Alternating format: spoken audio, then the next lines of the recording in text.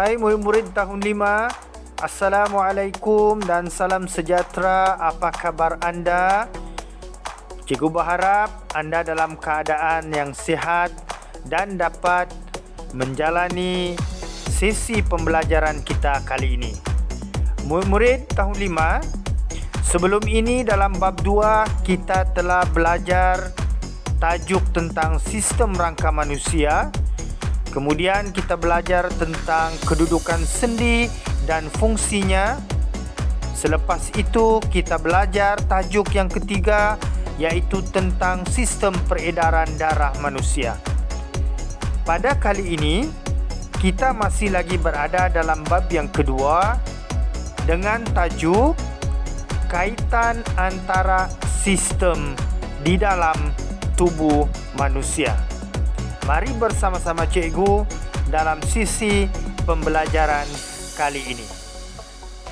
Murid-murid tahun 5, cikgu percaya murid-murid sudah tahu beberapa sistem dalam tubuh manusia seperti yang kita sudah pelajari sebelum ini. Setiap sistem dalam tubuh badan manusia ini menjalankan fungsi yang berbeza. Setiap sistem saling berkait pula antara satu sama lain untuk memastikan tubuh badan kita berfungsi dengan baik. Murid-murid, secara ringkasnya ada 3 sistem dalam badan manusia yang sangat penting.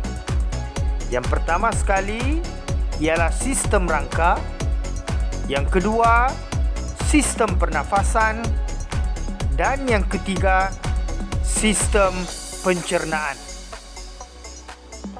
Baiklah murid-murid, mari kita lihat satu persatu tentang sistem yang cikgu sebutkan sebentar tadi. Murid-murid, ini ialah sistem pernafasan manusia. Sistem pernafasan mengangkut oksigen dan bergantung pada sistem peredaran darah untuk menghantar oksigen ke seluruh tubuh badan kita. Sistem pernafasan juga bergantung pada sistem peredaran darah untuk membantu menyingkirkan karbon dioksida dari tubuh badan kita. Tentu murid-murid ingat tentang pelajaran kita yang lepas, yaitu berkaitan dengan tajuk sistem peredaran darah manusia. Baiklah murid-murid, mari kita lihat sistem yang kedua. Ini ialah sistem rangka. Sistem rangka manusia ini adalah satu sistem yang terdapat dalam tubuh badan kita yang terdiri daripada tulang belulang kita. Murid-murid, sistem peredaran darah mengangkut oksigen dan nutrien kepada sistem rangka untuk membantu pembesaran tulang kita. Seperti yang sudah kita pelajari pada sisi pembelajaran lepas, berfungsi untuk melindungi tubuh dan organ-organ pernafasan dan peredaran darah seperti paru dan juga jantung. Baiklah murid-murid, sekarang mari kita lihat tentang sistem yang ketiga, yaitu sistem pencernaan. Murid-murid, sistem peredaran darah juga mengangkut oksigen kepada sistem pencernaan kita. Sistem pencernaan membekalkan nutrien kepada organ kita seperti jantung supaya dapat terus berfungsi dengan baik dan sempurna. Ketiga-tiga sistem dalam badan kita yang cikgu terangkan itu saling berkaitan antara satu sama lain. Sekiranya satu daripada sistem ini gagal berfungsi, sistem yang lain juga akan turut terganggu. Murid-murid, cuba bayangkan bagaimana keadaan seseorang yang tercekik oleh makanan.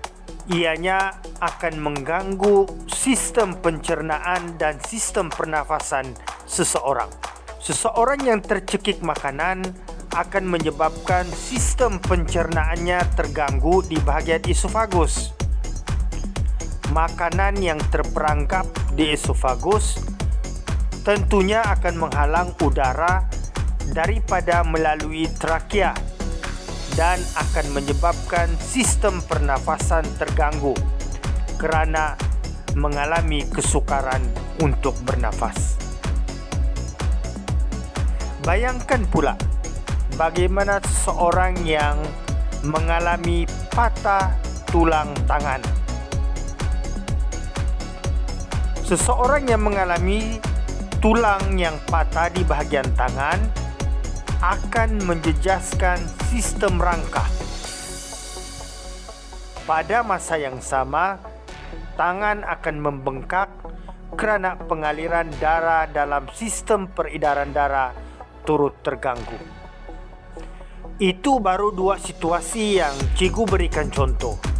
Banyak lagi contoh-contoh dalam kehidupan kita yang memberi gambaran apabila sistem dalam badan kita terganggu, ianya akan memberi kesan kepada sistem tubuh badan kita yang lain. Kerana itu murid, sistem yang ada dalam badan kita perlu dijaga dengan teliti dan cermat supaya ianya tidak memberi kesan kepada kesihatan dan tumbesaran kita.